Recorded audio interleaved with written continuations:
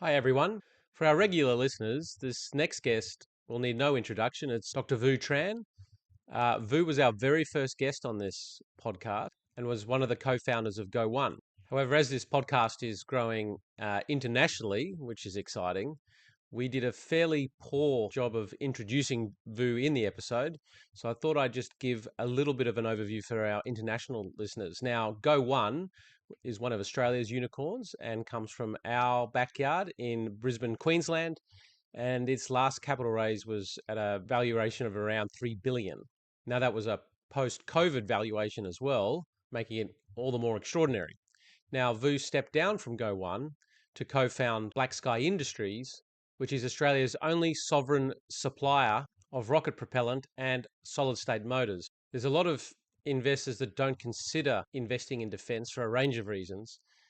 This is a really great episode because it gives a really deep overview of why Vu has gone into the defense sector, why is he going again after the success of Go1, and as always, shares a lot of great insights for founders and investors. All right, let's get into the episode.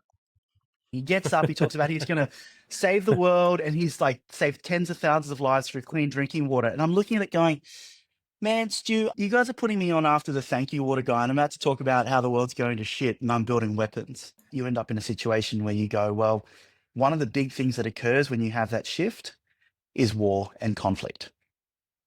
And I've mentioned a few times now that I've got two kids, a 5-year-old and a 2-year-old, they're about to turn 6 and 3. And I think about the world they're going to grow up in.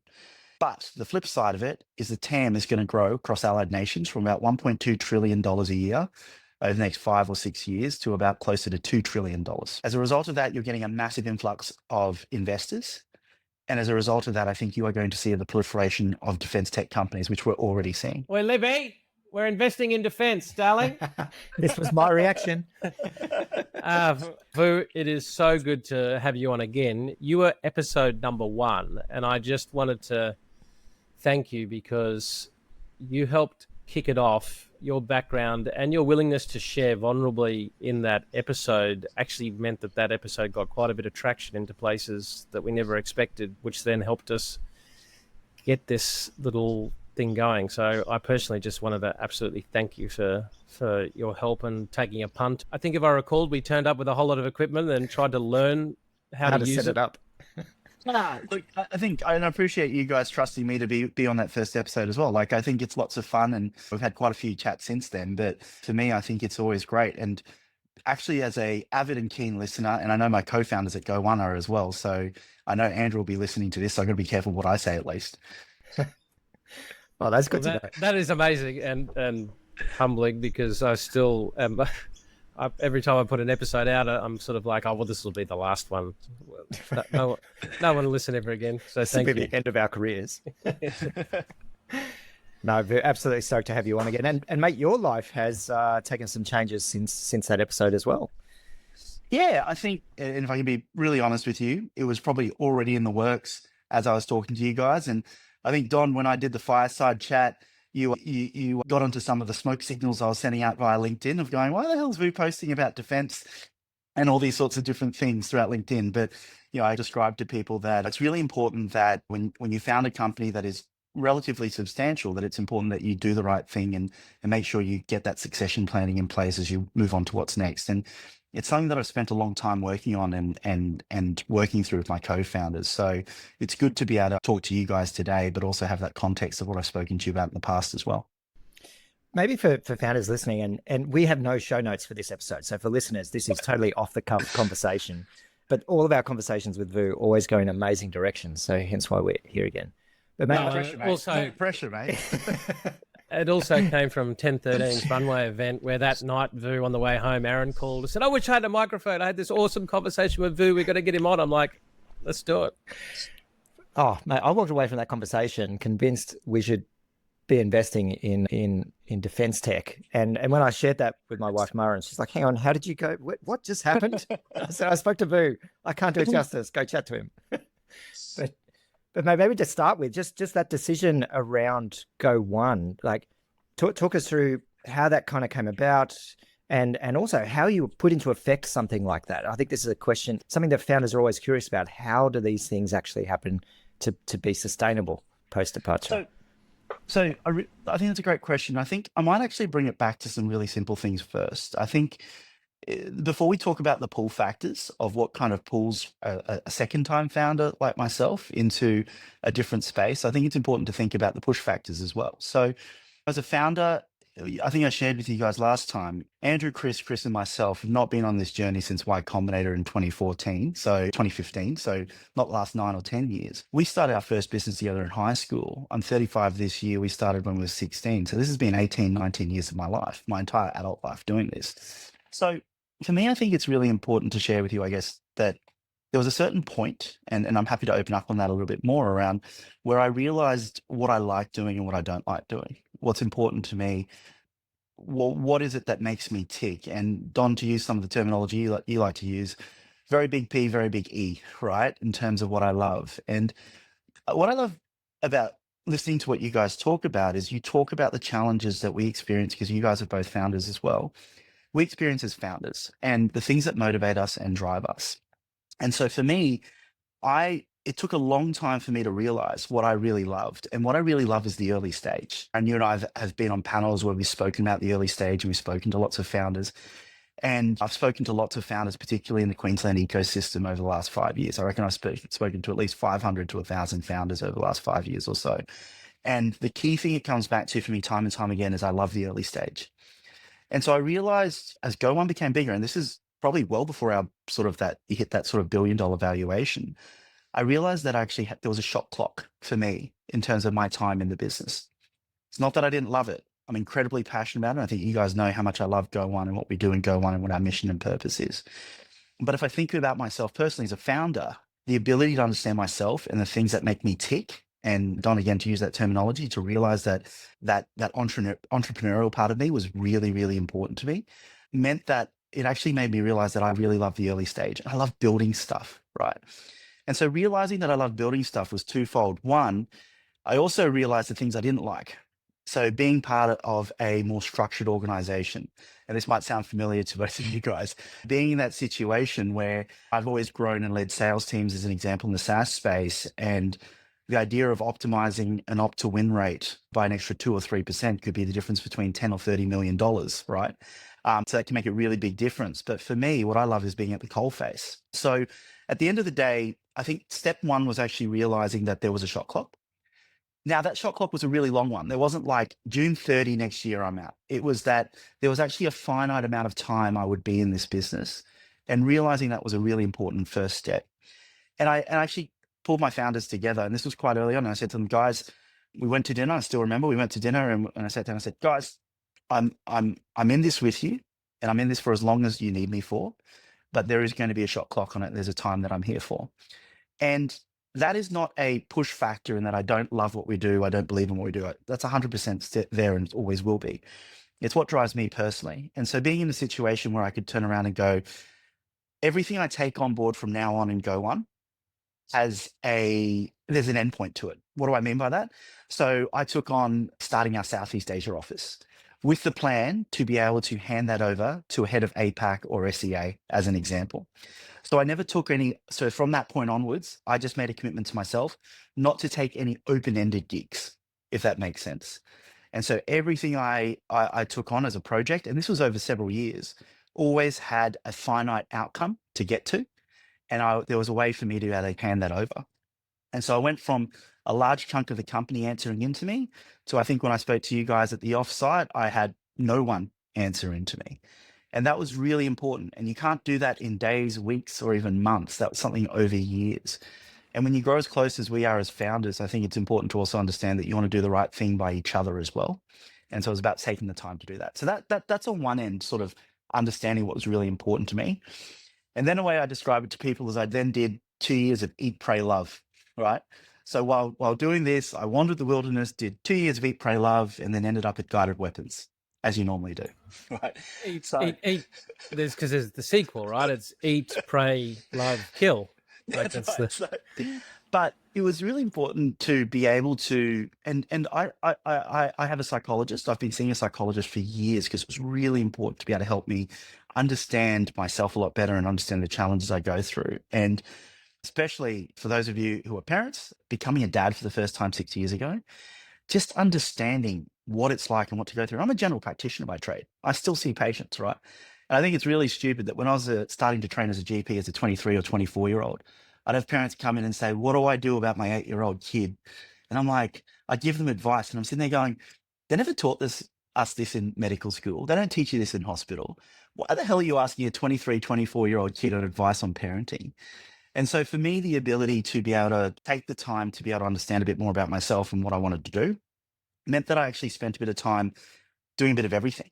So I think, Aaron, you and I were talking, I did a little bit of angel investing and spoke to lots of companies, and I said, oh, maybe I want to go into venture capital. And you guys, this is why I'll take my hat up to you guys. I'm not crazy enough to do that. That is so much freaking work that you have to do.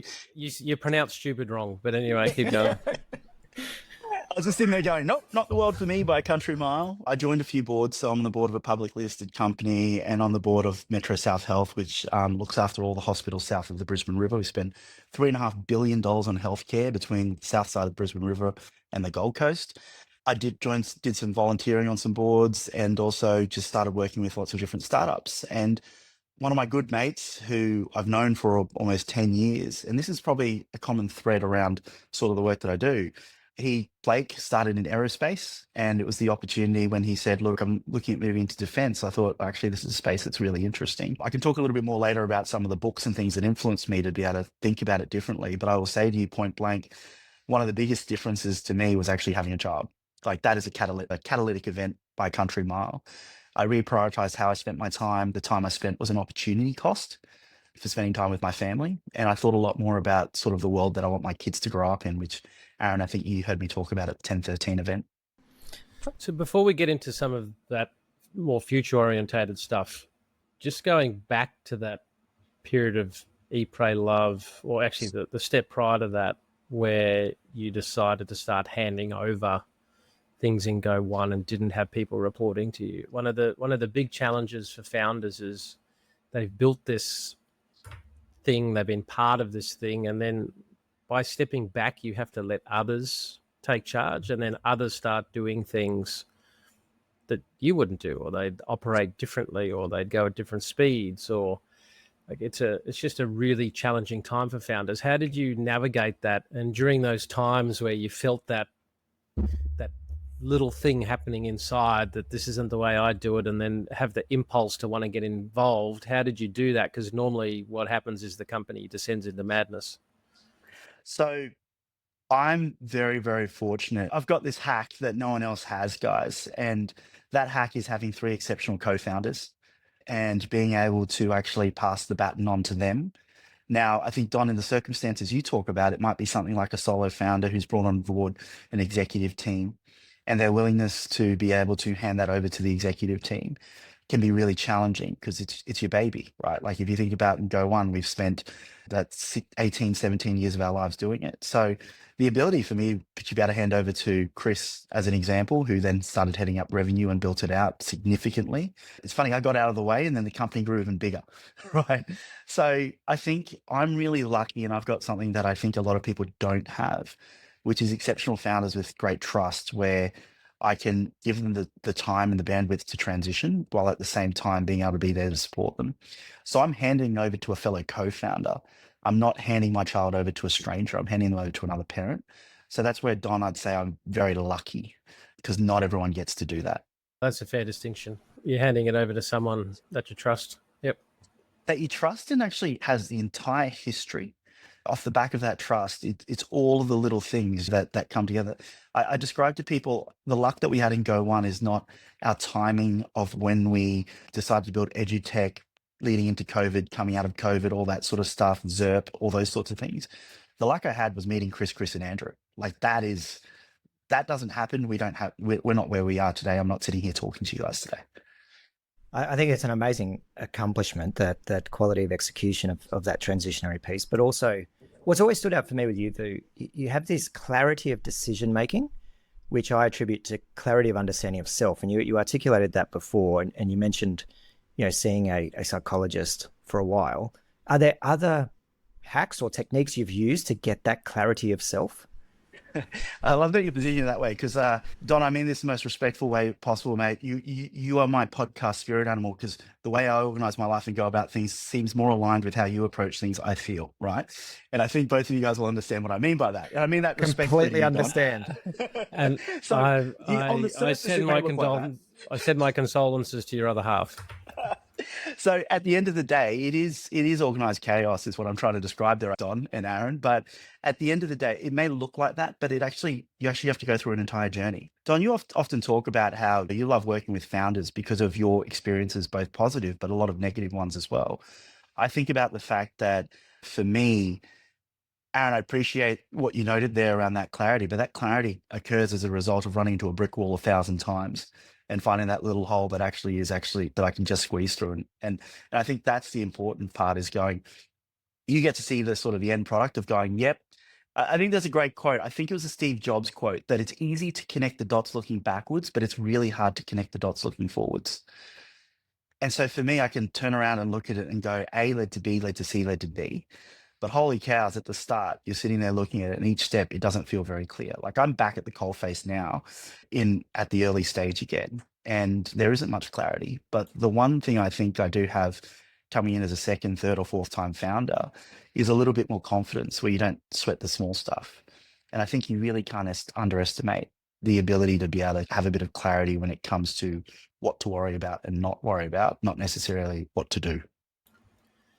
There's obviously some dots that you've connected to get into defense. So what are some of those dots that you see this as not only a good space to invest, a good space to invest your time, but also why is it important?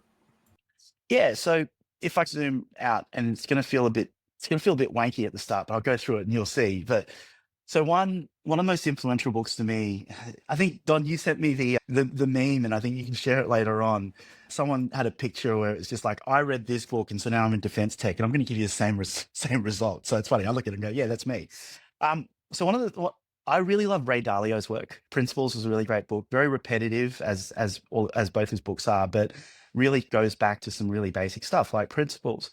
His second book, which was released, I think, in 2021, because I remember reading it as soon as it came out, 2020 or 2021, was really influential on me because it made me think a little bit bigger. And I think it coincided with having my first child.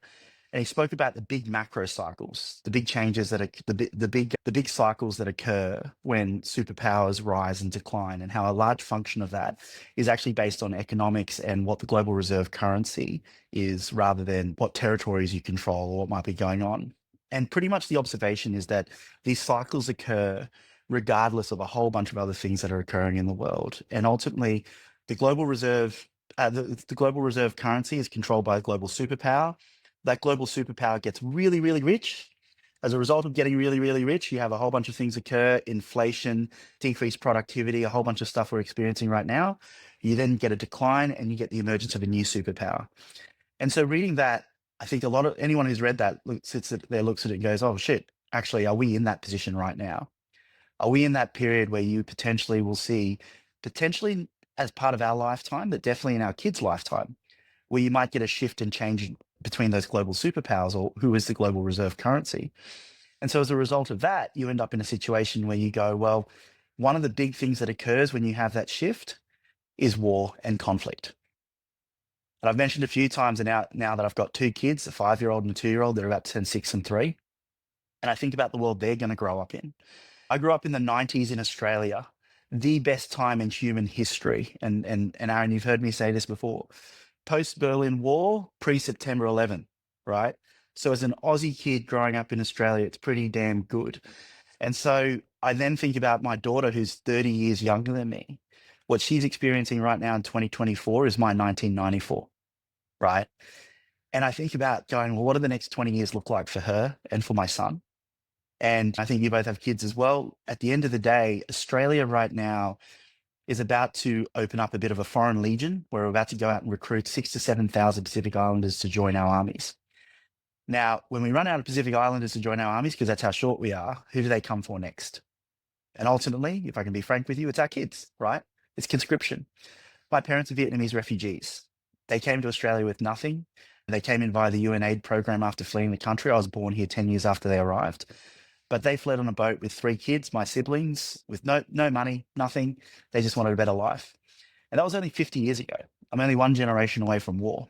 And so I think it's really important for us to understand that every time you turn on the news right now, everything that I see is it's not great. And I don't mean to be doom and gloom, but it's just to say, if I sat there optimizing a sales to win ratio in a SaaS company where I feel like I could be doing a little bit more, then I wouldn't be really happy with myself, especially if one day my son or daughter have to pick up a gun, not because they want to, because they want to join the army, but because they have to, because they've got no other choice. Aaron, we were at 10:13, and Don, I think I saw you on the way out. My apologies, mate, I had to run. But when we were at 10:13, I sat there looking, I was sitting there in the crowd. They put me on after the thank you water guy.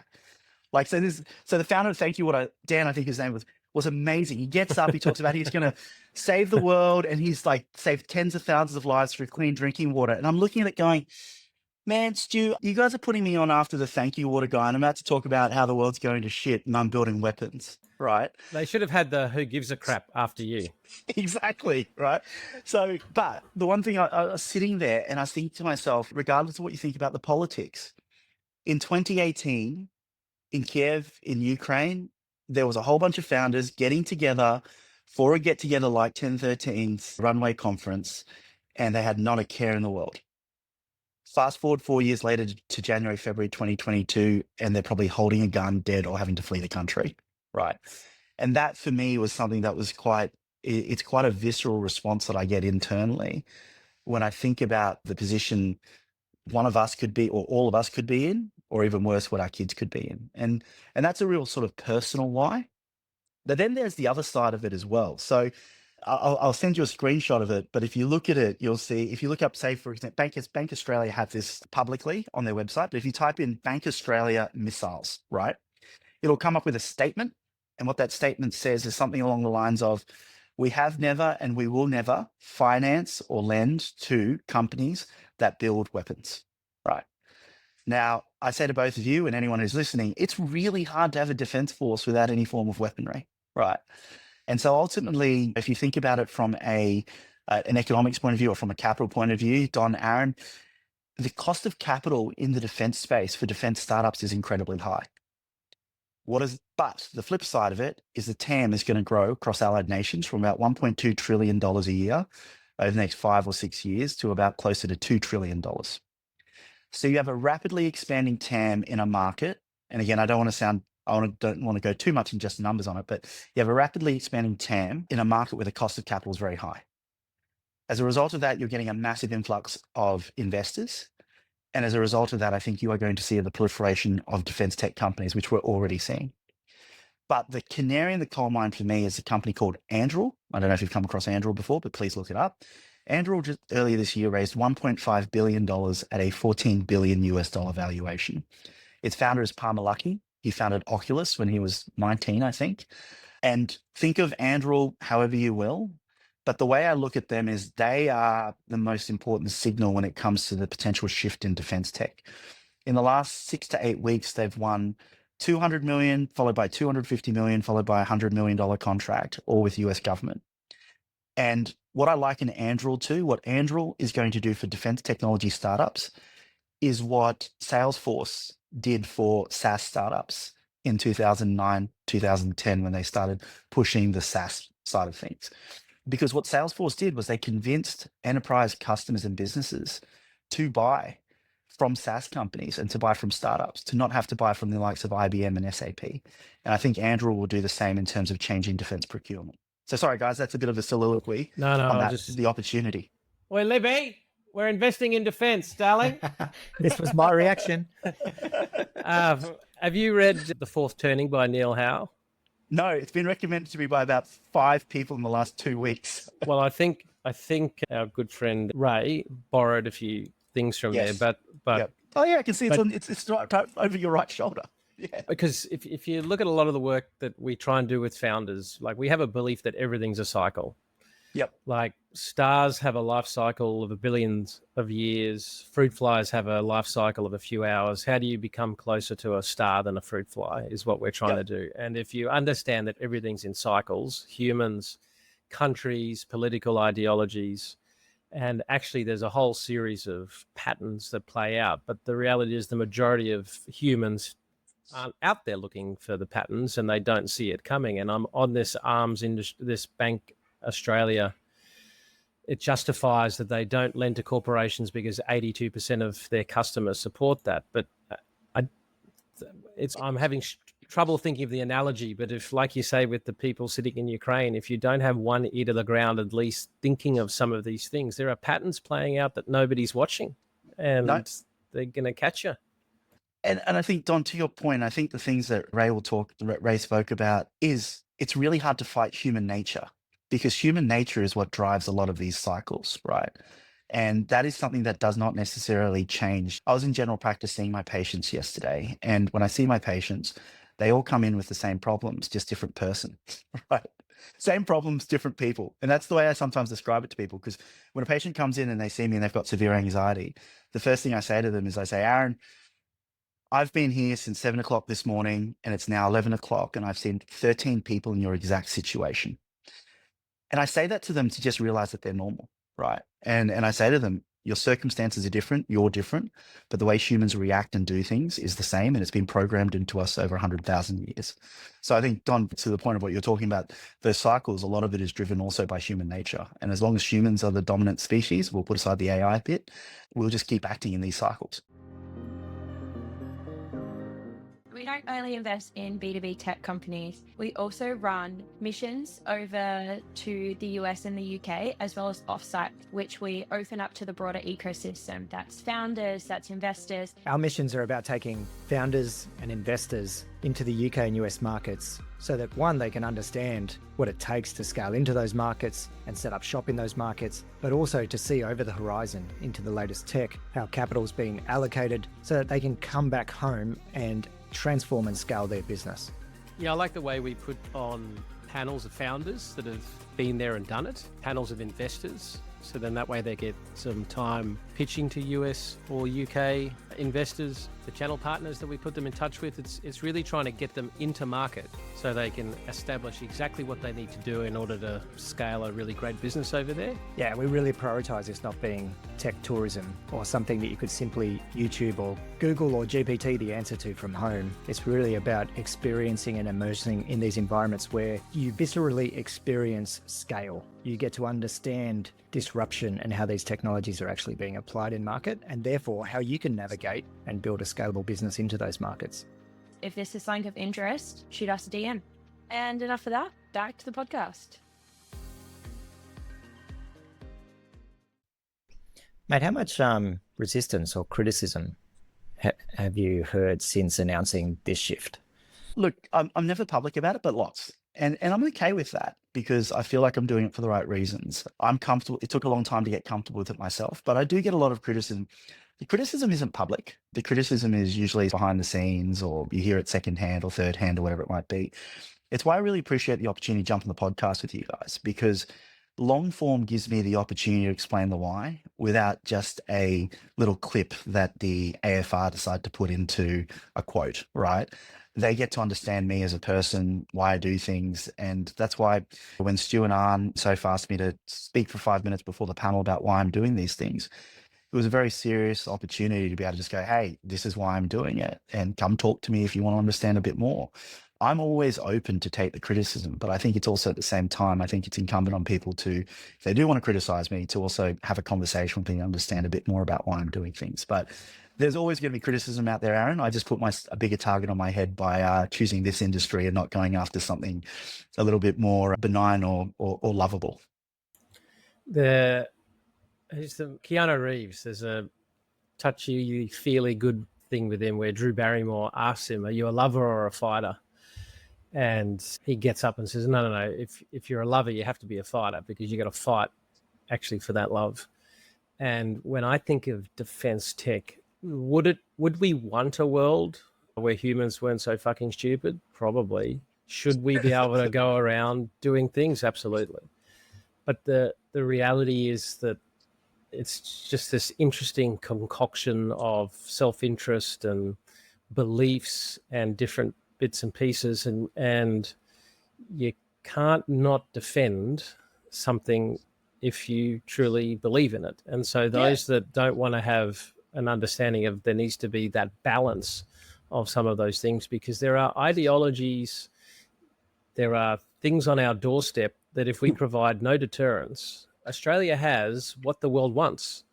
We have the beaches, the sunshine, the resources, the everything else. To be so naive to say, no, we're not going to invest in defending any of that is to me hard to get my head around. But I want to just take what you've said and just run with it a little bit more. I think it's called defense, not offense, right? That's the first part. And so for me, there's the description people use, the porcupine, or let's make it Australian, the echidna strategy, right? And the idea behind the echidna strategy is that the echidna doesn't have all these spikes to go out there and kill things, right, and prey on things. Those spikes are there to make a predator look at it and go, you know what, I don't want to eat you for breakfast, lunch, or dinner today. I'm going to leave you alone, right? And so in that circumstance, I think that is the role of defense. Not to go out there and to conquer new lands and take new territories. We're living in a very different world today. It's more about making sure that there is that ability to have sovereignty. And I think there's another piece of that when it comes to defense that people don't talk enough about, and that's about sovereignty. So the example that I would give you is that we rely so much on the US right now when it comes to defending. You know, I talk to someone and go, well, why are you bothering? The US will look after us. They'll protect us, right? And so Good luck with that. exactly, right? The second part that it comes back to, though, is you then look at that and you go, well, what has being reliant on the US meant, right? And so it's odd that I'm bringing this up as someone who's working in the defense space, but don't get me wrong, the alliance with the US is incredibly important.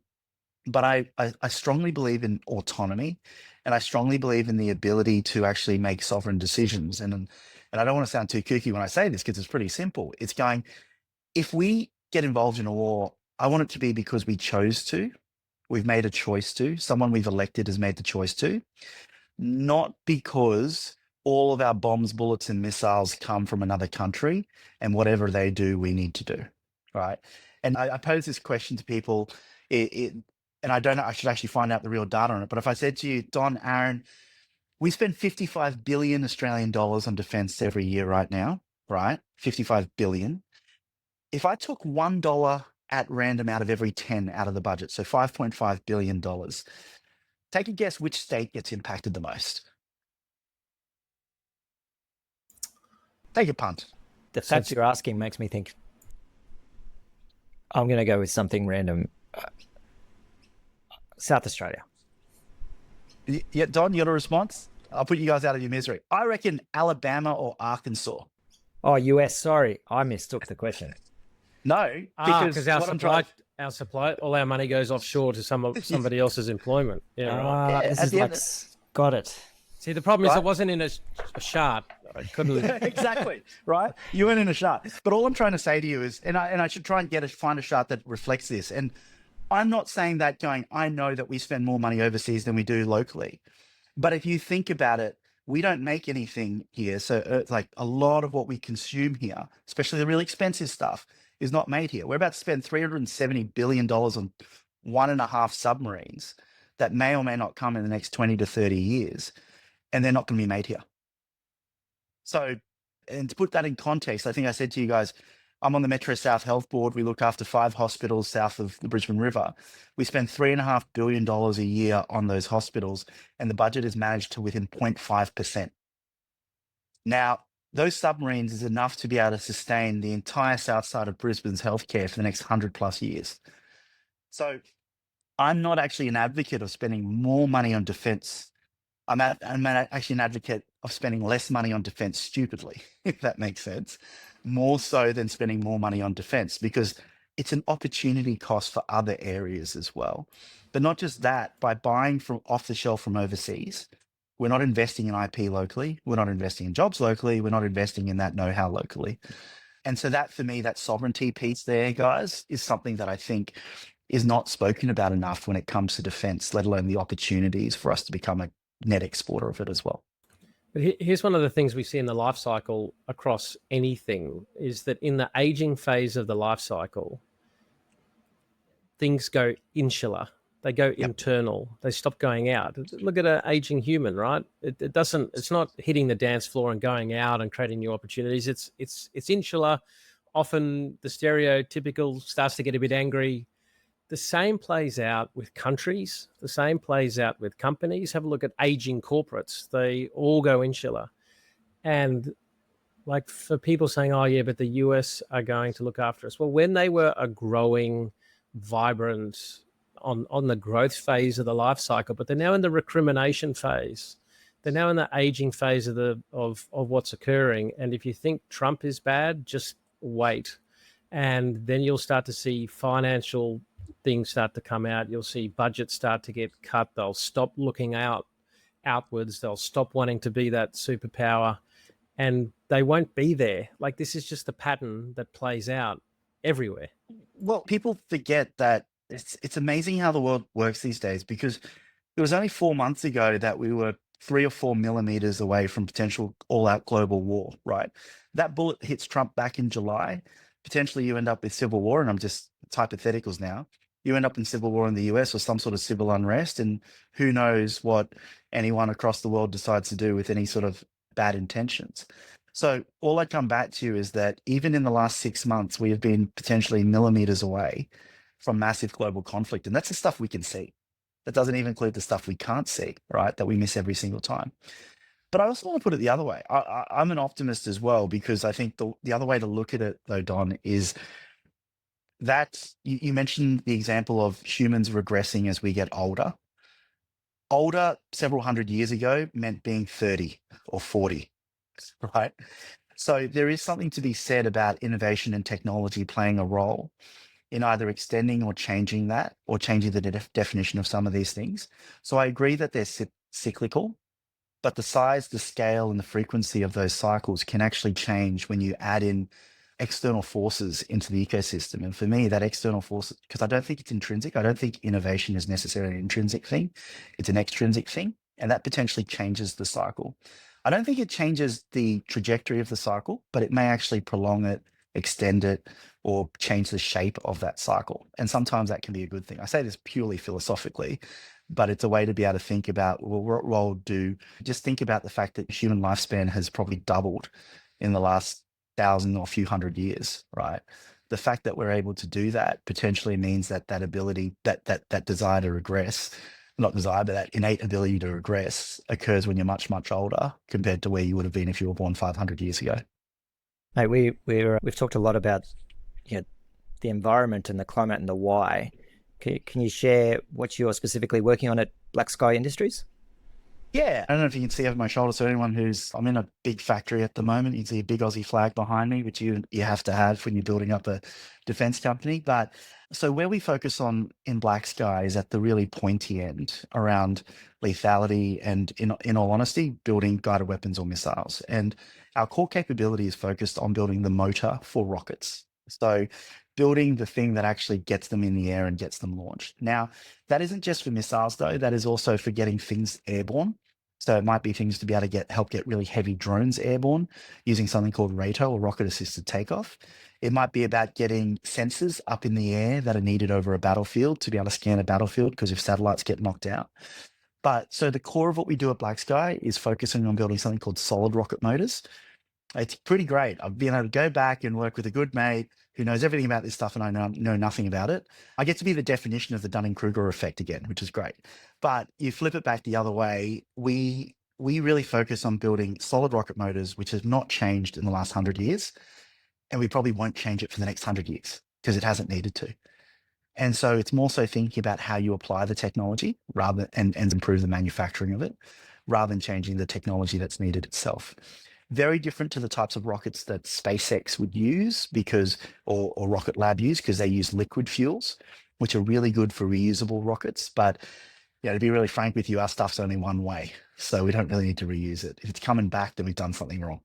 To me, there's a little bit of a pattern to call out. You could have built the missiles, you could have built all components. You're honing in on a niche, which is the motor, and then having a motor that can do a whole range of things. Was there an impulse to fall victim to the normal entrepreneurial trap of doing more than just the motors because you felt that it wasn't a big enough TAM, or you would get bored?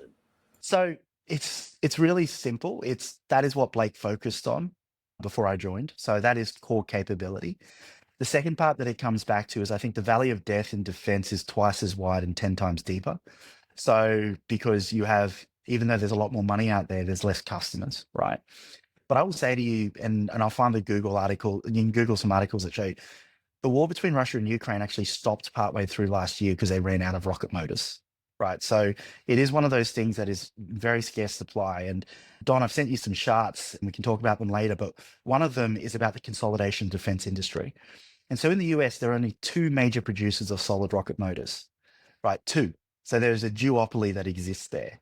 And so as a result of that, in a world where supplies have become really, really constrained and stockpiles are being used up, the ability to replenish them is really, really challenging. The other thing I'd just throw out there, which is unrelated, and I think you both see the opportunity here, is they mainly run off cost plus models, right? So you guys think about your SaaS sales team, teams you guys have dealt with, SaaS founders, you look at it and you go, great, a cost plus model where there's a high cost of capital and there is a growing TAM is ripe for disruption in that sort of sense as well. And on the third part of it, and I think Don, you were just talking about it before, is why the hyper verticalization, why the hyper focus on the rocket motors. Also learning from what we see in SaaS. So 5 years ago, being a great generalist and being able to chase everything when money was cheap was great. But today, when you guys are looking at SaaS companies, you're looking at hyper verticalization. You're looking at dare I say, a Peter Thiel approach where it's like find an industry and dominate it. Sam Altman, I think, has said the same thing, right? And so for us, at the end of the day, it's trying to find something we can be bloody good at, or as Jeff Bezos would say, focus on what makes your beer taste better. And so, Don, I think that's a bit of a learning from my journey with Go1 and talking to a lot of SaaS companies and working in the tech space, is that I think it's really hard for people to start off as generalists and then end up winning as generalists. I think you can start off as a specialist and end up winning as a generalist. The riches are in the niches, baby. That's it. I didn't want to say it. I'll let you say it. Thank you. The thing I always pose to the founders we're either invested in or pitching us is just, okay, no problem. Give me an example of a generalist that started as a generalist. This is the problem. We look at a lot of generalists now and go, we want what they have. But they didn't start as a generalist. I see no pattern in the world where generalist anything starts. Somewhere along the line, there was a niche. Amazon with books. Facebook was one type of social media for one type of environment in one type of state. Had they have tried to do all of those things, they would have been screwed. Well, and I think that's where you've hit the nail on the head, because it's one of the hardest things to do as a founder is focus, right?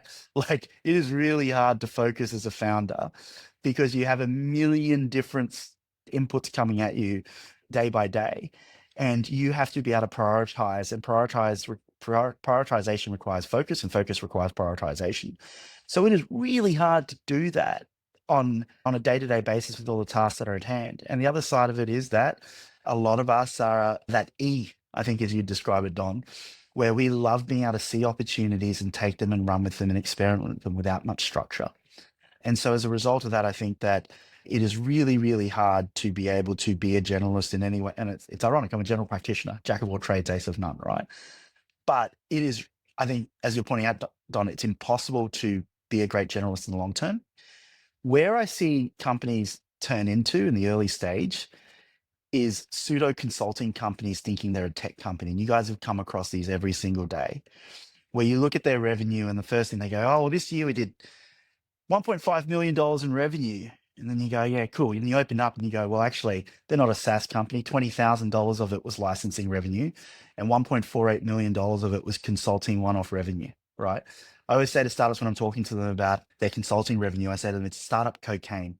It's easy revenue. It's an easy hit for you to be able to pay the bills and get through to the next month, except for the problem is that you're never going to build a product off the back of it. And so a lot of these people who want to be generalists end up being consulting companies of some sort, more so than a technology company with a product. Yeah, 100%.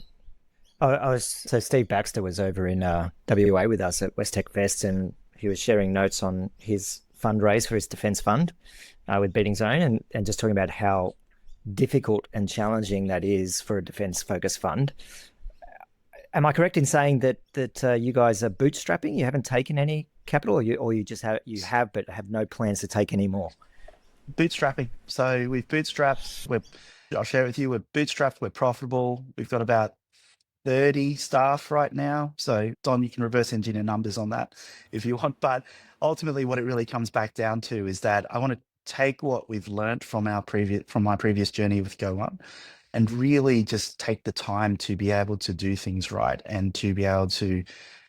I think I said at the start, being a second-time founder, the opportunity to be able to learn from previous mistakes is much more valuable than knowing what to do. And so part of it for us is to be able to make sure that we've thought about when we take money, what are we taking it for? Do we need it? And is it going to accelerate us? If not, let's hold back. So it's not to say we'll never raise money, but it's just to say doing it at the right time for the right reasons is incredibly important. Just on Steve's note, and I want to throw it out there, the fact that Steve's found it incredibly hard initially to fundraise is a good thing, I think, ultimately in the long term, because it means that there is more alpha, there's some alpha there. It means that there's not necessarily, there's less competition, right? Your entry prices are much better. And like I was saying to you earlier, guys, like the fact that cost of capital is quite high for startups in this space means that the opportunity to get the right entry price in a growing TAM is great.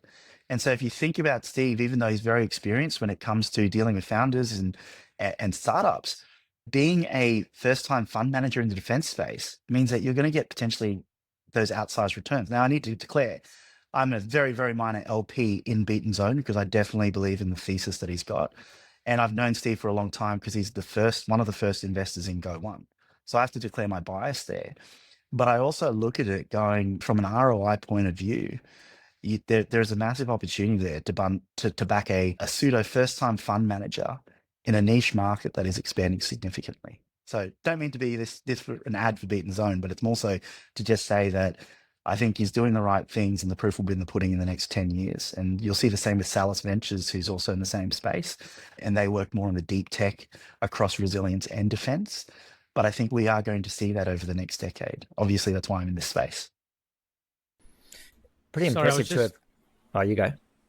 No, there was this word that he used. Let me just find it. Hang on. Profit. Do you remember the question I got asked on stage? Yeah.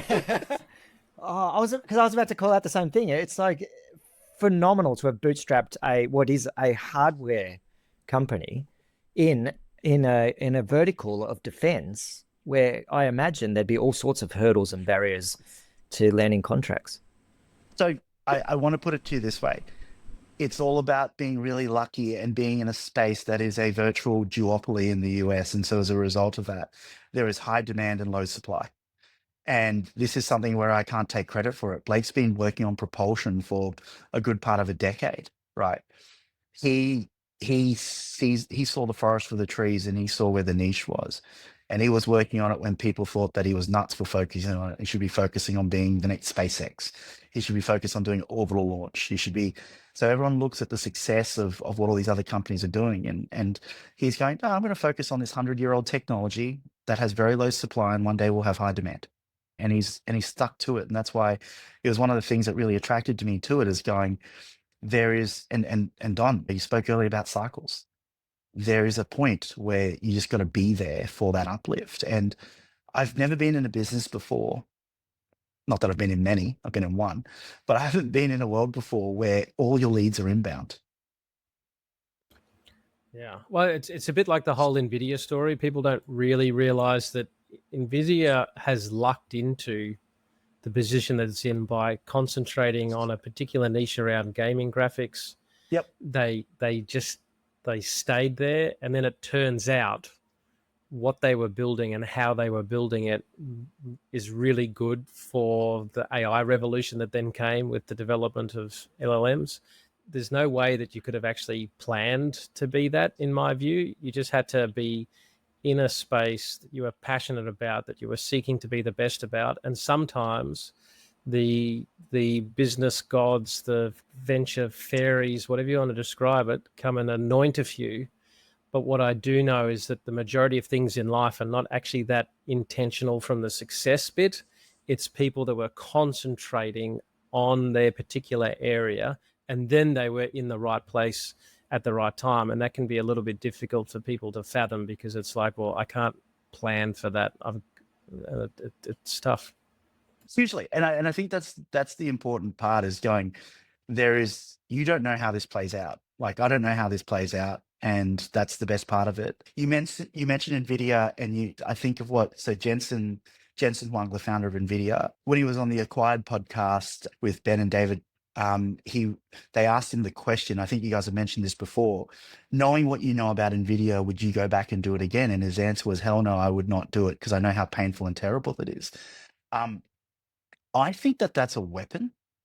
I've mentioned to you, Aaron, before, that you won't see me move into the SaaS world again for another decade or two or ever again, because I feel like I know a bit about it, and I've gone through the battle scars, and I know where all the bodies are hidden across it. But going into defense, guys, I know nothing about it. The ignorance is bliss, right? Like, we were sitting there building, I don't know if I meant to say this, but we're building probably the largest rocket motor ever built in Australia last night. And I left at 1 a.m. this morning, right? And it was great. Everyone's there. We're pounding the pavement. We're doing it. And there's so much unknowns and so much uncertainty. Whereas if I knew this space incredibly well, I would have said, hey, guys, let's save our Sunday night. There's no point doing it. But all I'm trying to say is that for a lot of founders, especially who are going into a space that they've never been in before, that ignorance combined with a willingness to run through brick walls is something that we shouldn't underestimate. Totally agree. Naivety is a beautiful and powerful thing.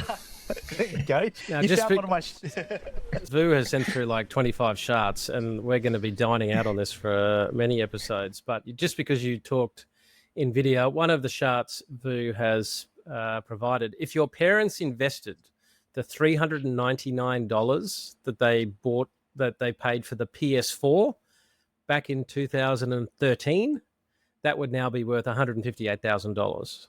So that's a little chart for the listeners at home, and highlights the opportunity cost of dollars and investment. 100%. But I'm sure the satisfaction that comes from playing that PS4 is well more than the $158,000 you'd have in your pocket today. Yeah. So then, where do you think that you can influence our government and the people to get more? It's great that you're profitable, but correct me if I'm wrong, at some point you're going to require capital in order to scale. Yep. But that's going to be difficult if people's perceptions, both at the government level and, like, do you see a world where you can influence that, or does this have to be the same thing that humanity every time has to go through some major fuck up until some shit happens? No one's going to take the need to do this seriously. So I think there's twofold. I think signal is going to come from industry, not from government, as to solving this and doing this. And this is probably me being too much of a capitalist. But if you look at it, I gave you the example of Anduril before. We shouldn't underestimate the signal that sends to the market when a company just suddenly raises $1.5 billion or $14 billion valuation in a post-ZERP world, right? So if this was in 2021, I'd go, yeah, okay, cool. But we're talking about 2024 money. And they're not, even though they are AI, this is a hardware AI company. This is not like they're raising it for a giant LLM, right?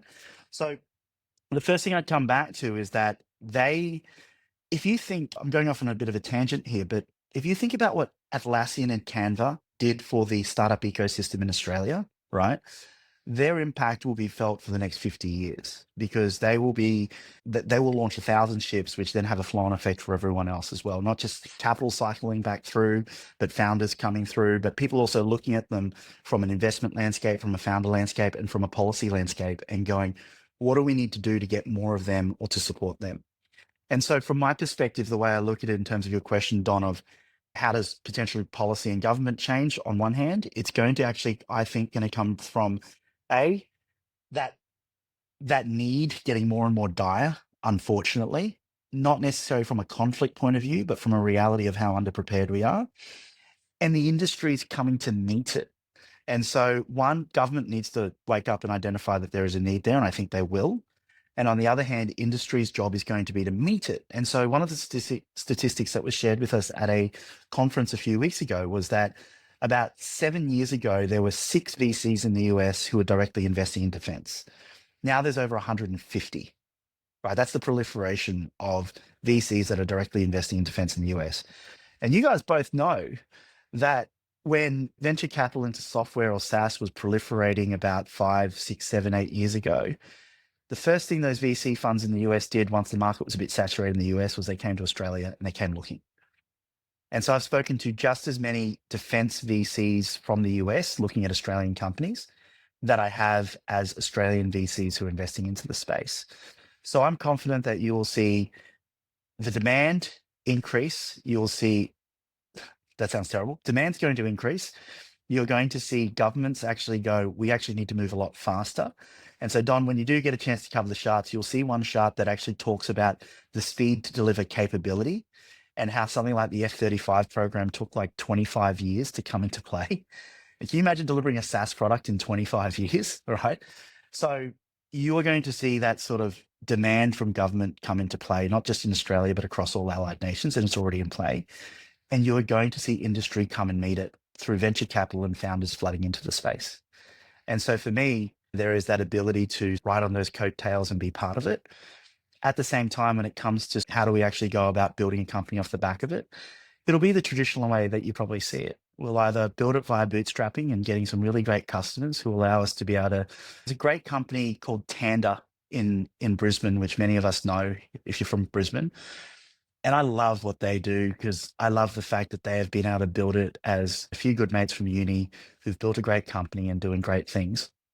I talk to Alex Harper a lot from SwiftX, and I look at what he's been able to do and what they've been able to do to be able to be. And Don, SwiftX is a really good example of building a business, being persistent at a time where people thought you were working on some pretty out there stuff, and then all of a sudden crypto goes crazy. And these guys weren't just a flash in the pan. They've been working on it for a very long time.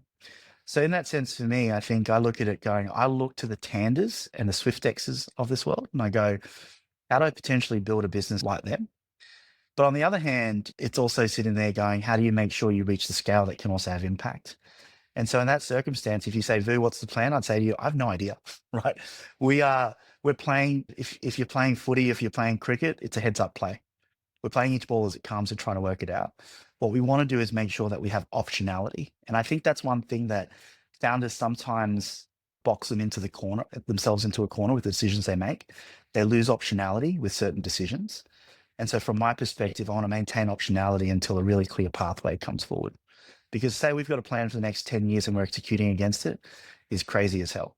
Speaking of crazy as hell, one of the charts you provided, just hold on. Yes. So this is what I talk about all the time. I've modified it. So for the people at home, this is Americans held per 100,000 adults in mental hospitals, and that dips significantly, is replaced by prison, takes up the slack, but actually I think it's slightly incorrect. Big SaaS investors, that's right.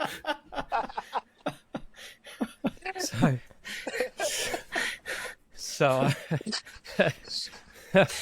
we could see it inverse. Causation, Don. Correlational causation. Exactly.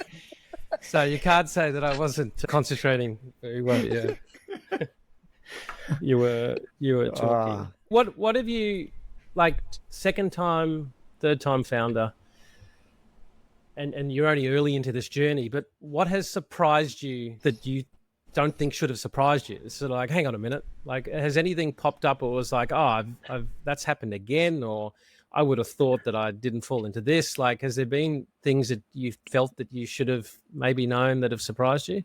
I'm sure there's tons of them. I'm sure there's plenty of them. Last night we're trying to figure out how to get this motor going, but it's something I'm just thinking out loud. I can't think of any specifically because I think there are just so many every single day, right? What I will share with you is just some interesting experimentation that has been working quite well. In Go1, one of the things that we did a lot of was sell into HR. So I dealt a lot with the HR space. And obviously, as we grew the company and we're onboarding and you had to hire lots of people very quickly and all those sorts of things, HR was something we dealt with all the time, especially because we had quite a workforce distributed across like 22 countries globally. One of the things I really wanted to do, and it was an idea that Blake had that I was sitting there going, yes, we do this, was divorce HR from people. I don't know if it's a new concept, but it's one that we've been doing. We've got a team of about 2 to 3 dozen people. but we divorced HR from people and culture. What do we mean by that? I find it crazy that the person who potentially, or the team that potentially in charge of your payroll and your compliance training and your onboarding potentially are the same people who are in charge of developing you as a human being, as a person, as a team member, developing the culture of the company. So what we did was we brought on board a retired Navy captain who was actually part of innovation in Navy in Australia. We brought him on board and we said, we're going to give you the term MIC, Mentor in Chief. Now, Aaron, if you're an engineer, he can't make you a better electrical engineer or avionics engineer. But what he spent his entire career doing was helping you become a better person, become a better soldier, be able to be better at your job without necessarily being technically better at your job. And both of you will know that a lot more of it is about emotional and mental sort of approaches to work and attitudes towards work over actual capability. And so that for me has been one of the most amazing experiences of the last sort of 2 and a bit years of seeing that sort of program come into play. And we've encouraged Steve, who's in our team, who does that role, to actually start writing case studies and share it because it's had an amazing impact. He goes through and does a whole bunch of profiling with our team members, not using, I think it's done, what is it you use? The PAEI, is it? Yeah, yeah. PAEI, producing, PAEI. administrating, entrepreneuring, So, and integrating. And very similarly, Steve will take everyone through a DISC profile who joins us, and he will do six to 3 monthly reviews with them to see how their profiles have shifted as they've adapted to Black Sky. At the same time, to also see how much their work self and their home self start to align and they start to be themselves at work. And most importantly for me as a founder, and I'll share this with you, the ability for, and this is the term that Steve uses, to self-select, for people to self-select that they're not right for this organization. So it doesn't come down to, and we've had a few where people have come to realize that this is not the right place for them. And they're doing that of their own accord and not to the extent that we're having to push people or put them in freaking, if I hear PIP and performance improvement plans and all those sorts of things that it comes back to, it's going, the example I give you is I learned very quickly in Go1 that when you have a salesperson who is performing really well at their previous job and they're doing really shitly at working for you, the problem is not them. The problem is they're not in the right role at the right company selling the right product. And the problem is the longer we keep them in a role that they're underperforming, the more they'll lose their mojo and the less easy it'll be for them to get onto the horse and find that next job and do it. And so for me, I learned very quickly that salespeople who are underperforming, it may not be them, it may just be the wrong fit. And our job as sales leaders was to be able to get them out the door as soon as possible so they can get back on their horse, because confidence in sales is so important. A salesperson who loses their mojo, it'll take them potentially months to years to get it back because they lose that confidence. And so I use that example of being able to make sure that we help people find out whether or not this is the right place for them. And it sounds very soft and very wishy-washy, but man, it saves us so much money because we're not spending the time, effort, and energy on people who shouldn't be here.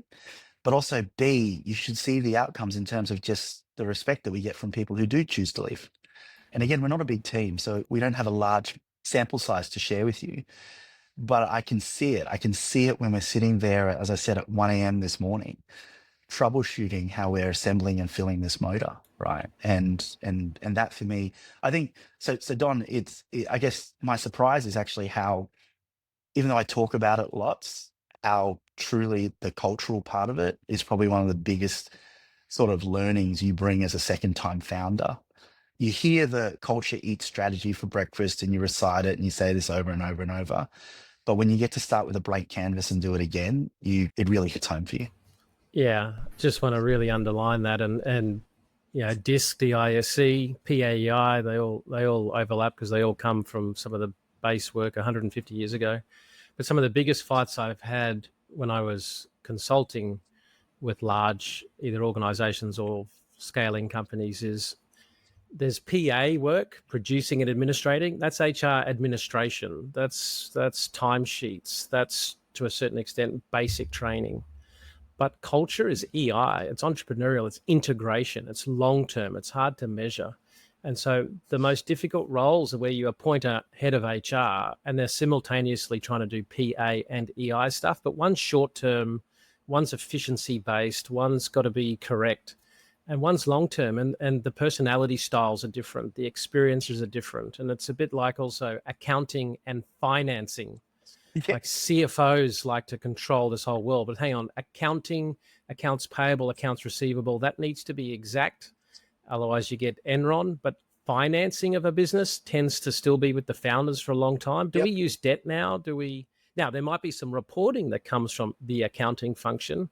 One of the biggest issues I see in scaling organizations is where they've combined the DISCs or the PAEI roles into one person. It just fails. Now, in small companies, you can't afford all of these people. Okay, Nope. have separate hats, but you have PE type people, you have AI people, you've got all different types of styles. And what happens is if you don't get the style aligned to role and you don't get role aligned to function, you then get strategic failure. Hugely. And I think that is, again, we're not at a scale where, right now we literally do everything. Like Blake will do the payroll run tomorrow, right? Like sort of thing. So we are still at that stage where we are doing everything. But I think it's also at the same time just trying to get our ducks in a row as to how, Don, as you're alluding to, structure things in terms of people, places, and roles that we do. It's like as stupidly as going, we're going to take all of our roles, line them up alphabetically, and just group them according to the alphabet, right? So Don, you're going to be in charge of all the roles that start with the letter A, right? Now, and you're going to be in charge of all the roles that start with letter B. There's not necessarily a logic to it that makes sense. Just because the CFO deals with dollars doesn't necessarily mean that every single thing that involves dollars should come under the CFO. Yet we still do that. And I think to your point, I think it's about thinking about the types of roles, the types of people, and the types of personalities that are required to fulfill those roles and to fill them well, which is always going to be hard with finite resources. To all the CFOs rolling on the floor at the moment, just take a chill pill. You're important. We're just saying that not everything can be controlled and measured. Roll to soul. I think the other thing with that, founders, because they can't hire all those people early, they make the mistake of kicking that can so far down the road, they think it's a tomorrow problem. But by the time they get there, it's so difficult to then implement versus actually having this awareness and understanding early, which I think is critical. Yeah, I think just to give a plug for our good friend Mark Orchard at Planet Startup as an example, right? Talking to Mark around this sort of stuff is really good, even for myself, because it's the ability to sit down and get some perspective and go, well, what are the things that I should or shouldn't be handling? What are the things that, again, doing this second time around, I straight away abdicate the stuff that I do not want to touch. Whereas in the past, I'd be like, yeah, sure, give it to me. I need to solve it. I need to fix it. Now, if you come to me and go, hey, Vu, you need to handle, as I said, payroll, I'm going to sit there and go, fuck off, I'm not touching it, right? You want to do payroll, no one's getting paid because I don't have the attention to detail to be able to do that and trust myself to do that, let alone have the organization trust me to do it. Could I do it? Yes, but I don't want to, and it's not necessarily aligned at what I have the affinity to do. And I think that's just important. That for me, I think is the other side of it. Second time around, knowing what I do want to do and am good at, as opposed to what I don't want to do but are potentially good at. There's a lot of wisdom there. A ton. Hi, it's us again quickly. So these offsites that we talk about, where we get founders and investors in Australia together, what are they all about? The offsites are really about the frameworks and tools to build a sustainable company in a healthy and durable way. So that's looking at the ingredients for a scalable sales machine, but also the ingredients to navigate the inevitable change and conflict that happens as you are scaling and building a high growth company. The offsite's really for founders and their teams that have gotten over that product market fit phase. We're bringing our portfolio together with other founders. And so what happens is you get to really learn from a broad, diverse group of people that are all participating together. And a lot of the problems that they're facing before coming in is that they've got revenue, they've got levels of growth, but things just aren't working as well as they previously had, or they aren't going the way they want them to. And by sharing some tools and frameworks, just as importantly, the lessons from all the other founders and investors in the room, they then leave with networks that they can then call upon. You end up with 15 or 20 people that you can call and just touch base and get advice and connect with on that journey. And as much as possible, we provide those frameworks and tools, but a lot of the insights also come from the fellow participants that are sitting across from one another at the table. If this is something of interest, shoot us a DM. And enough of that, back to the podcast. I'm mindful of time and your schedule building rockets. We're getting ready to go out west to run a really big campaign. We call them campaigns. We get to fire a whole bunch of different rockets, test a whole bunch of different motors. So it's all hands on deck for pretty much the next few days before we go out and do, internally, we call it our Festival of Propulsion, which is just our way of saying we're going to go out and blow a whole bunch of shit up. How does one get an invite to such a desert dwelling? Look, it's no Burning Man, Don. It's very unglamorous. You'll get slaughtered by mosquitoes. Just letting you know that up front. I'll share this with you because I think it's just to give you an insight. It's really crazy because as you become a defense company and you get clearances and you start working on some pretty important stuff, it's amazing how you go, oh, actually, I need to change that. So the example was that a whole bunch of people come and go, oh, look, would love to pop by with my son and have a look at what you guys are doing. And I used to be like, oh, yeah, sure. And then I'm like, oh, fuck, I can't because men are going to descend from roofs in black suits and, go, what are you doing? Bring this 16-year-old to show them what you're building and what you're doing. So it's really interesting how in this world, just adjusting to the importance when it comes to, I don't want stuff that's involved in national security is stuff that I've never been involved in before. That is like the best excuse for not allowing people to come around. Seriously. Like if you're tired, it's like, look, I'd love to have that meeting with you, but yeah, ASIO, man. National security. Sorry. No, seriously, ASIO. I was like, look, I could, but then, actually, just on the security bit, and I don't know if you guys have time. I've got plenty of time, but I'll just share. We've got time. I'm mindful of yours. You can cut out whatever you want, but when you go through and get security clearances, so you get clearances to different levels up to top secret and all these different things, so you can get briefed and talk about different things you're working on. But they go over you, like it's a real colonoscopy when they're looking to make sure they go into your history and understand who you are. But just to give you an idea of how antiquated they still are, they'll ask you the question and say, Aaron, Don, do you gamble? Do you have a sports betting account? Do you have a TAB account, whatever it might be? And it's like, might have a tipple on Melbourne Cup. Okay, how much, etc. You know what they don't ask? They don't go, Aaron, do you have a crypto trading account that you leverage 100x? Do you options trade on the NASDAQ or people think you're going, like people traditionally gamble these days on horse racing or sport, but it's like, guys, if you want to know how a 25-year-old gambles these days, find the shit coin that they've just bet on and they've just put last week's pay on and find out whether or not they're gambling, right? Yeah, and do they owe the exchange 10 times their yearly and are willing to swap anything to get out of that? Exactly. It was really interesting because I was thinking about this there is a big gap between what we take for granted today as what is not just modern technology, but day-to-day technology, and how defense goes about doing things on a whole bunch of different levels, which again, that's the arbitrage.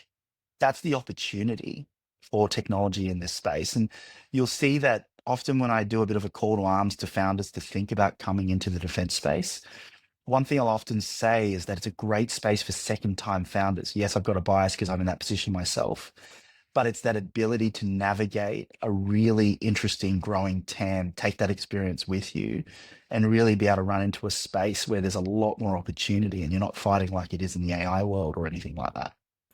So one of the challenges I've had with the defense space, which I'd love your feedback on, is more, we're a first-time fund manager that's launched its first fund. We've been syndicating deals to build a brand, but in our particular game, it's one shot. If you do well, you'll see future funds. If you don't, that's it. You're gone.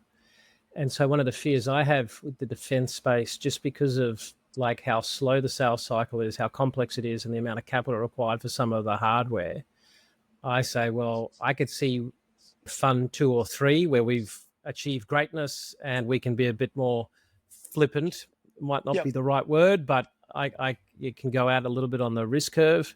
When you hear somebody like us say that, we just not got under the defense hood enough, and actually we're making stereotypical comments that are actually unfair. Or no, I think you're 100% right.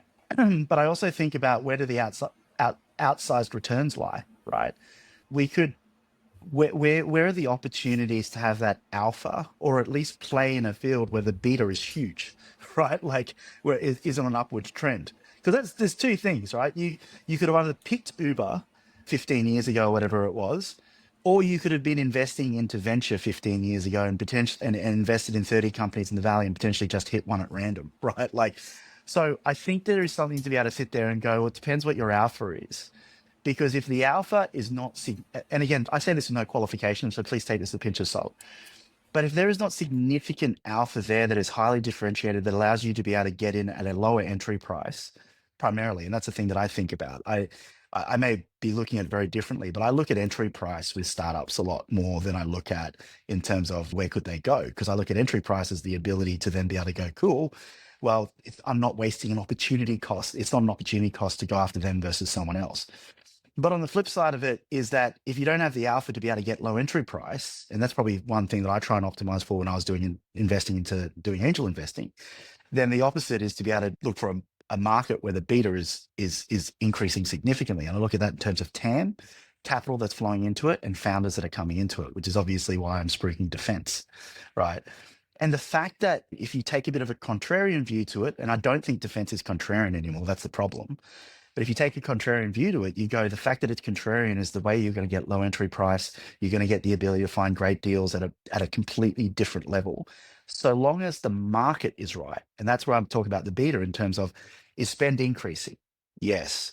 Is there capital flowing into the space? Yes. Are we going to get more billion-dollar companies over the next 10 years or less billion-dollar companies? And more importantly, are the incumbents about to get the shit kicked through them?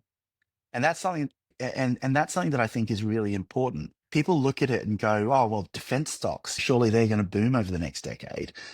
And I've got a view that they won't. I've got a view that they've actually had their Kodak moment back in 2022 when Ukraine kicked off, and they weren't able to respond to global demand, which is why someone like Andrew now hits a $14 billion valuation. And The some of those price- big companies are going to have to buy their way into They're going innovation. to have to acquire. And what happens when they acquire? What happens when a Lockheed Martin says, holy shit, we've missed the boat?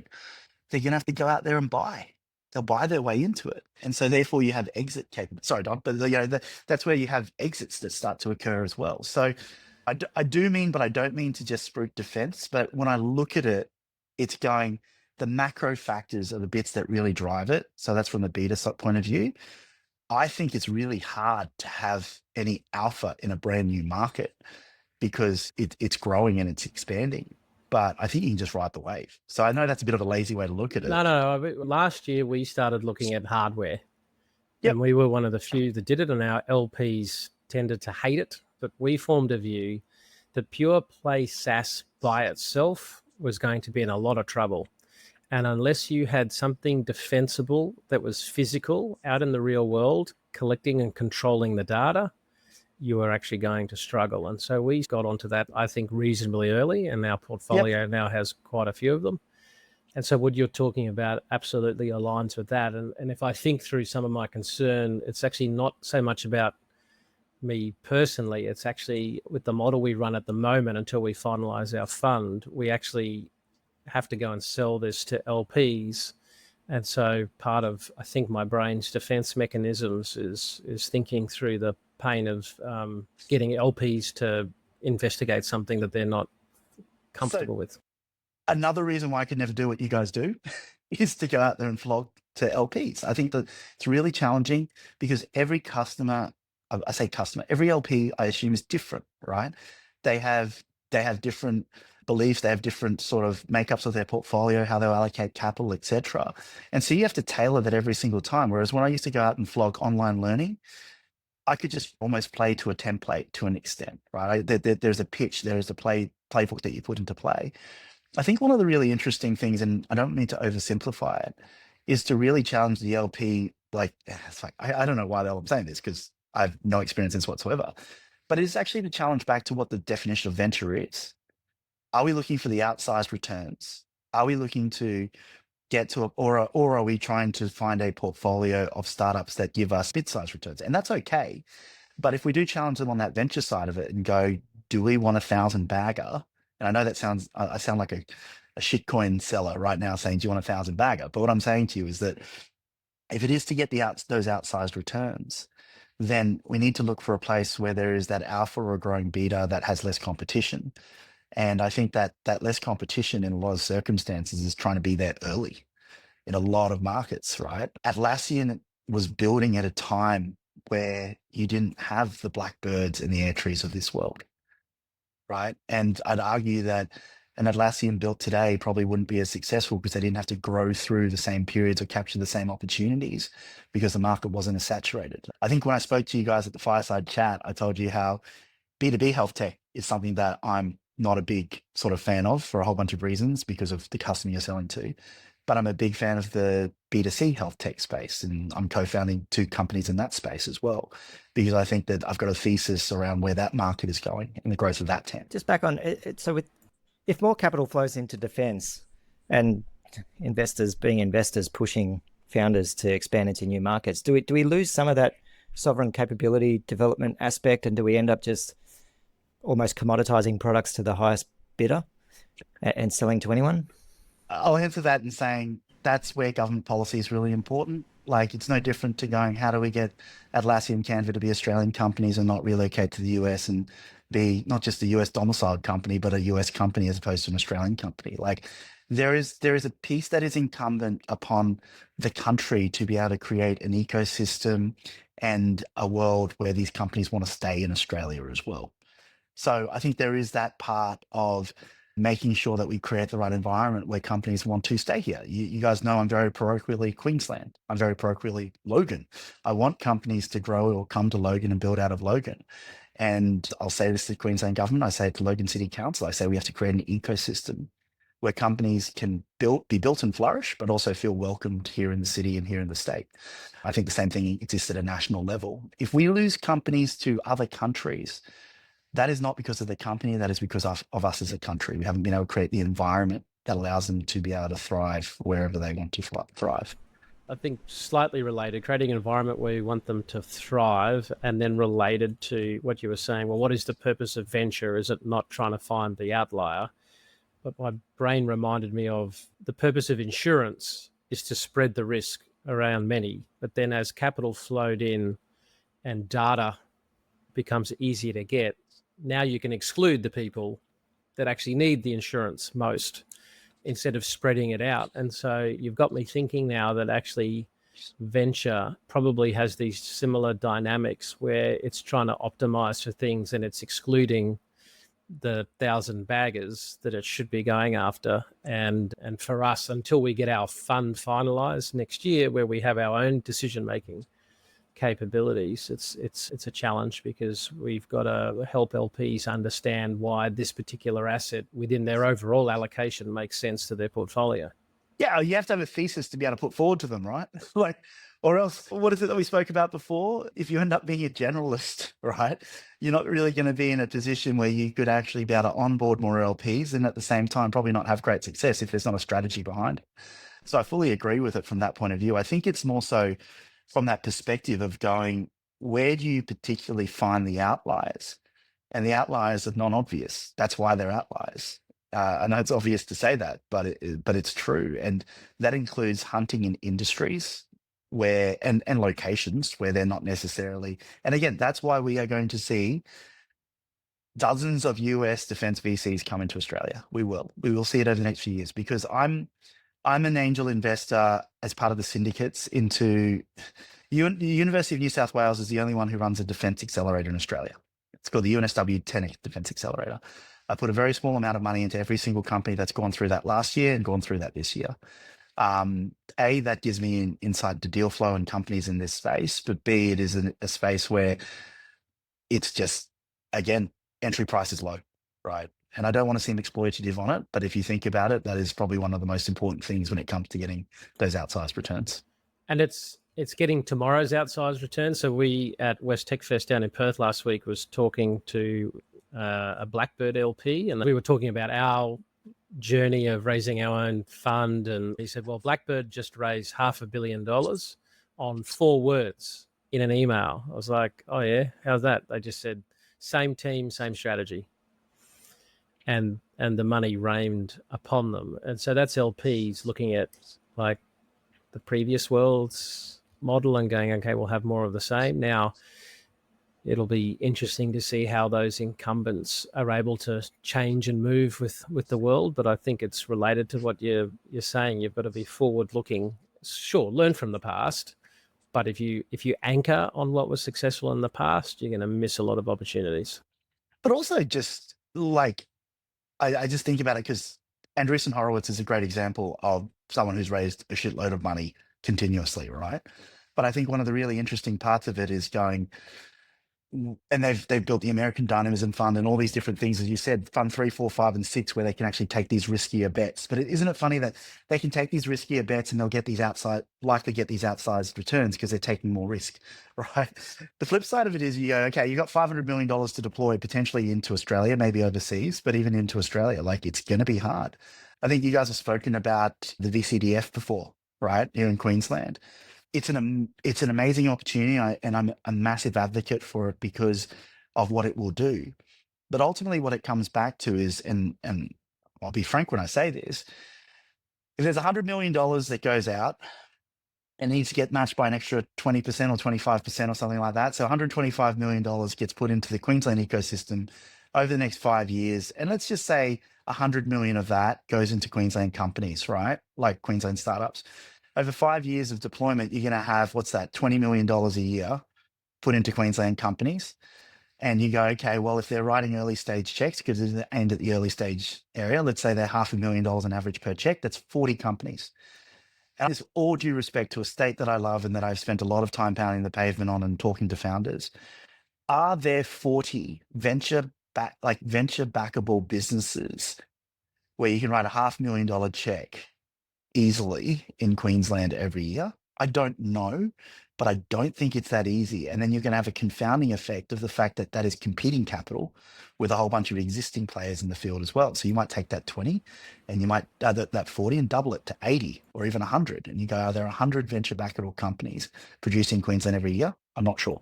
Did you talk to our therapist and say, raise the thing that's going to upset the tribe team the most? Just we applied for the Did I hit a nerve? We agree with you. What we're already seeing is that pressure effectively pushes up vowels on a very small in Queensland. Yeah, on a very small few. Now we're reasonably positioned because a few of ours are well positioned to get that upside. Yeah. No, but every comment you made, we're already seeing play true. Like there has been a shift from what has been quite a collaborative investment ecosystem to now quite competitive on deals. And so, I'm good friends with Dan Gavel from Black Sheep, and I know you guys know him well as well. And we were talking about this when the idea was just being floated. And we were just doing the math in the back of our head, that I just spoke about just before. And we just go, when you don't have the deal flow to potentially support it, what are the flow-on effects? What are the second, third, and fourth order effects of that? But also, how does that affect everyone else who's in the ecosystem who's not part of it, right? And you get this inflation that occurs. Ultimately, I'm not here to be critical of it or criticize it. I'm just saying that you're introducing a new species into play, into this environment, into this ecosystem, which may have long-lasting effects. And they may not be negative, but it does change the dynamic somewhat. And I didn't even think about the collaborative nature of the ecosystem or lack of it.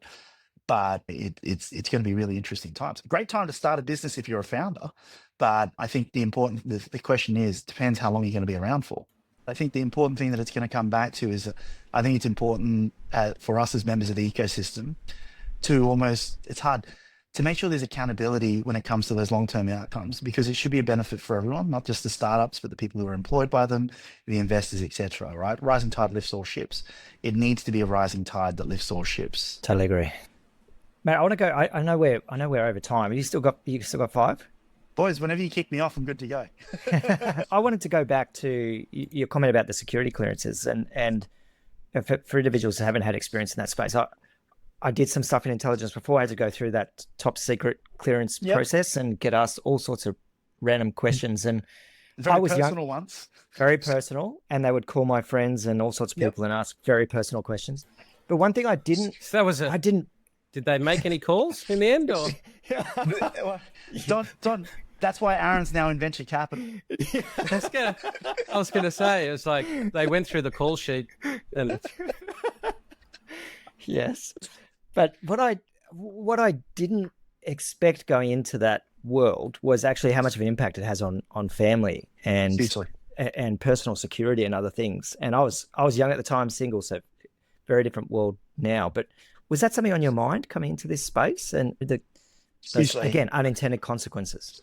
Hugely. It's something I spoke to my wife about, obviously, intensely. It's something I spoke to my parents about, right? I just think it's really important. It's actually, seems a bit odd. It's something I spoke to our investors at Go1 about. Some of the ones that I'm really close to, particularly the early stage investors. You mentioned Steve Baxter is in the defense space. You would not believe this. I'd been going into this space without any idea of what Steve was moving into, as an example, right? Just again, just seeing the opening there and going, I think you kind of both go for the same area. But I would throw it out to you that that impact on family is really important, Aaron. And I think I wouldn't do this without the support of my wife. And my wife is amazing. Tash is the big part of it that it came back to was articulating to her how worried I was about where the world is going and how I would feel if I thought that there was a chance that I could do something that makes a difference, but chose not to because it was too hard, because I was worried about the reputational risk or I was worried about what people would think about me. But that safety component, Aaron, is something that sits in the background all the time. I'm not at the point where I can have security or anything like that, right? I just have to be very careful and vigilant and aware. I also have a firm belief that, again, hopefully by doing things like being on this podcast with you guys, I'm not putting a target on my back. Hopefully I'm going to remove them, especially if they understand that I'm doing it for the right reasons. Again, I think there's a lot to be said about the opportunities that you guys provide and people who run podcasts provide to give people the opportunity to tell the story in long form rather than just quick excerpts in the AFR or whatever it might be, or what Rear Window might write about you or whatever it might be, right? So I really do think it's important. I hope you don't, I'm sure she won't mind me bringing this up, but someone I really admire and really respect is Elaine. And I think all the time of going, what she went through personally, if she had the opportunity to be on long form podcasts back then and to be able to talk about those experiences, I think there would be a lot of better opportunity to be able to right a whole bunch of wrongs in real time. The challenge is that you don't have that right of reply. Whereas today, you're able to jump on a podcast and go, hey, this is why I'm in defense. I'm not an evil person who's looking out there to build stuff and conquer the world, etc. I'm here because I've got 2 kids and I want them to grow up in a world that I grew up in. And that's the common message you'll hear me talk about all the time because it's true. And it's the foundation of why I'm doing what I'm doing. So I know I'm going off a bit of tangent to your question there around security, Aaron, but I think the way you potentially mitigate some of that is by humanizing yourself and actually sharing the why and coming from the right place ethically and morally, or as best you can, to be able to reduce that risk. You're always going to have people who disagree with you, but how do you do that in a respectful way? Yeah, no, full credit to you for doing that. yeah, no, I think unless we can get the entire world to do 5-MeO DMT at exactly the same time and realize that we're actually all interconnected, the reality is the tribal nature of human evolution means that we need to have defense. But as you point out, that does not mean offense. And no, you're 100% right, and that's a message to be able to. You'll hear me talk about this, and you'll hear me say, "Oh, you're saying the same shit that you spoke to us about." It's like, yes, consistent messaging around the fact that this is what we need and this is why we're doing it. it's often been said that space and defense have been the incubators for a lot of technology and a lot of things. With what you're seeing in defense, is that technology going to flow out into day-to-day stuff that you're seeing, like the engines and the motors that you're working on? Will we see those in cars one day, or? No, yeah, rocket cars. You'll get a rocket. Not necessarily. I don't know. I think what you will see is potentially second and third order effects in terms of the fact that the rocket motors we produce allow you to be able to do things like suborbital launch. So not go into space, but be able to test things under high G loadings and get them up to about 100 kilometers up in the air, which is really important for a whole bunch of research around things like different materials, even medical research and things like that as well. So I don't think you will see, at least what we're developing at the moment, I don't think you will see technology that will be delivered directly off our capacity that will, say, for example, transition to the civilian space, with the exception of the ability to be able to shoot things really fast, really high up into the air and under really big loads, and actually to see how that affects those materials. So there are a lot of companies, there's some companies that, Blake, launch their payloads up 40, 50, 100 kilometers in the air, and those launches were integral to developing some of the technologies that they now use today. There are some companies in Australia who have built these technologies and have never been able to test them up at high altitudes before. And we literally put a rocket underneath it, throw it up there, and they actually get these startups. These are startups who are actually seeing their technology being able to play out for the first time in real life rather than in theory, because our rockets are able to get them to altitude. So I wouldn't say first order effects of things that we develop, then transitioning into sort of day-to-day public life, but the second order effects of the technology we develop enabling other people's technologies is probably a really beneficial part that it comes back to. No, I look forward to sharing this episode, because I just know that when people have heard defense, they rush to all sorts of conclusion, and there's a real people-centric way that you're approaching it. So I really appreciate you sharing the story with us, so we can help get it out there in a longer form. Yeah, completely agree. I'm really grateful of your time today, Vu, and keen to share this as wide as we can. No, guys, I really appreciate it. And as I said before, it's back at you both. I really appreciate the opportunity, as I said, to be able to share the what and the why in long form and allow people to make that judgment for themselves, which is very, very valuable. So I can't thank you guys enough for the opportunity too. Now, the thing that I've learned today, that you're 6 years younger than me, yet I look 30 years older. So I'll be messaging you for your skincare routine. But mate, I'm not doing Ironmans, so I'll swap you. Self-inflicted. I would prefer to say that it's more of a genetic challenge, so that way it's out of my control. Mate, so good. Look forward to catching up, and anything we can do to help you, let us know. Yeah, no, that's great. Hey, what's happening at the precinct tonight? I wasn't invited. What's going on? Well, Joel Pobar's giving a talk on AI. So right. Yeah, no, I'm yeah, this sounds dumb. Andrew and I are taking our PT out for steak. First, like, how's that for a statement? We're taking our PT out for steak because we have not lost any weight since training with him for the last 4 years. So we thought we might as well just talk about product market fit. The client doesn't even get the outcome they want, and the client's still taking you out for that. That's what I'm saying. It's like it's actually perpetuating it and keeping us trading with him. It's just like dangling that carrot in front of the donkey the whole time. You'll never actually get there. So, all good, guys. Look, appreciate it. And if there's any way I can help you, let me know. Appreciate it. Thanks, Vu. Thanks, mate. Thanks, dudes. Have a good day. Take care. Bye. You too.